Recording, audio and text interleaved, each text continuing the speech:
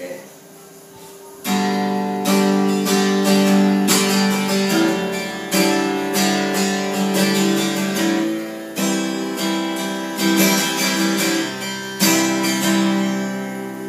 ฉันเฝ้ามองหา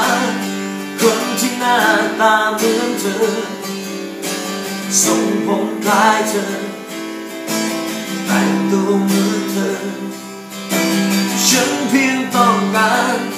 ใครจะมาแทนที่เธอ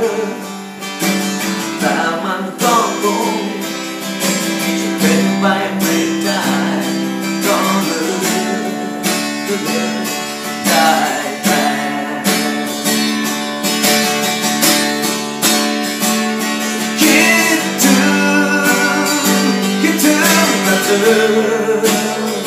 เมื่อไรนะจะเจอกันที่ได้แต่คิดถึงเวลาที่มีตอนสบตากันตอนที่คิดว่าเราเป็นแฟนกัน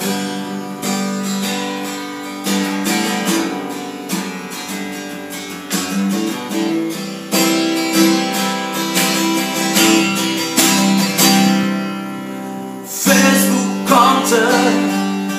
อันใดก็ไม่รู้ฉันเองก็เล่นอยู่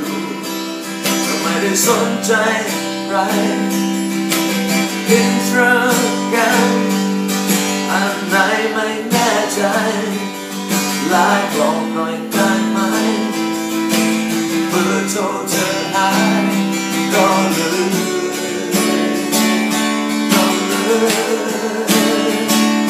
ได้แต่คิดถึงนะเธอเมื่อไรนะเจอกันทีได้แต่คิดถึงเวลาที่มีตอนสบสายตากันตอนที่คิดว่าเราเป็นแฟนกัน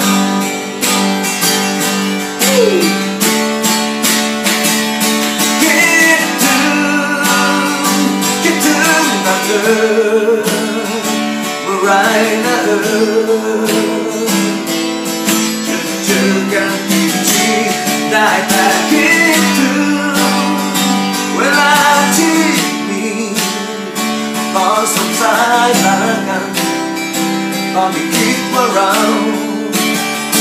เป็นแฟนกัน